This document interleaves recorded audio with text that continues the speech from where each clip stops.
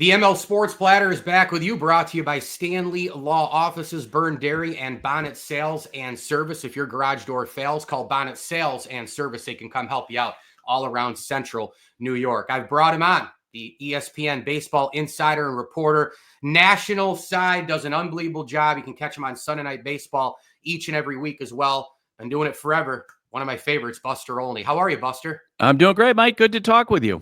Yeah, no doubt. It's been a while. Best team in baseball is who?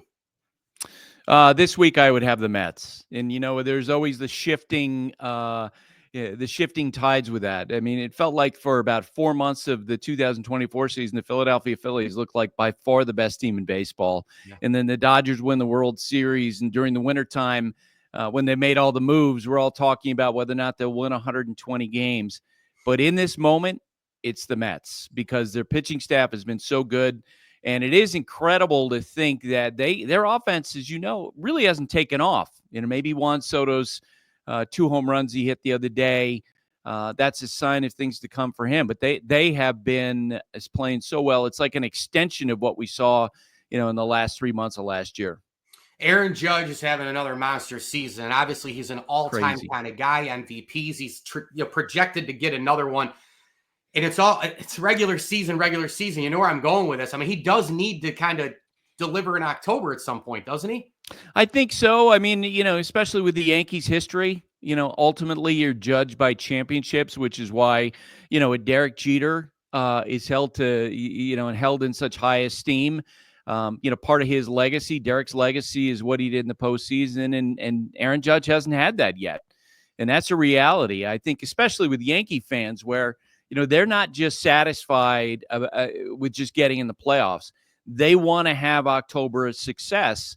And I think they need to see October success from Aaron Judge before they sort of compare him to the upper echelon of all-time Yankee greats, like Mickey Mantle and Babe Ruth and players like that. I would say this, what we're seeing out of Judge right now is the best right-handed hitter ever.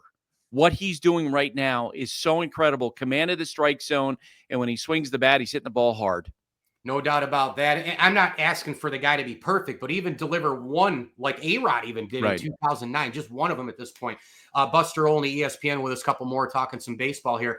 I've never been a person who's needed a salary cap in baseball. I think revenue sharing has worked. We haven't had a repeat winner since 2000, Buster. That's 25 years. Do you think we need a cap ever? I think it's actually worked, the revenue sharing.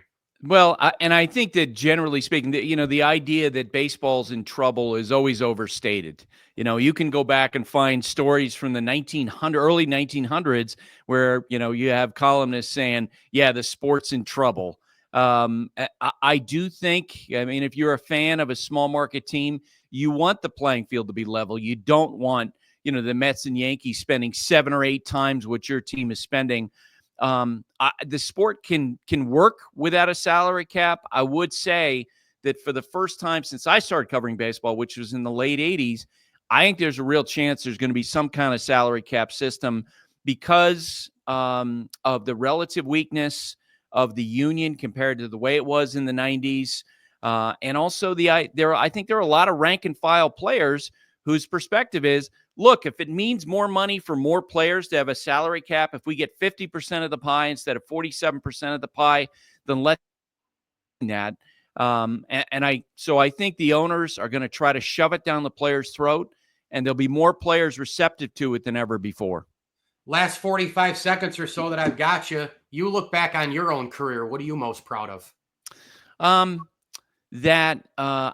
hope that I've done things the right way, right? When I've hit the finish line in my career, that people would say, that he was ethical, he was responsible, he worked to do the right thing. And I've just had such a blast, talking with players, guys who are at the top of their field. That has been an absolute treat for me, just an absolute privilege to deal with guys like Tony Gwynn, like Mariano Rivera. Well, it's been a blast to have you. It's been a treat for me to have you on all through the years in multiple markets on the national side, my Pinstripe Passion Days and all that. Buster Olney, ESPN Baseball Insider reporter, and also Sunday Night Baseball. Amazing stuff there. Don't forget, the book is still out there. Barnes & Noble major bookstores, one of my favorites, The Last Night of the Yankee Dynasty, one of the best I've ever read. I probably should pick that up and reread it now that I think about it. Buster Olney, thank you so much, and take care of yourself, all right? Thanks for having me, Mike.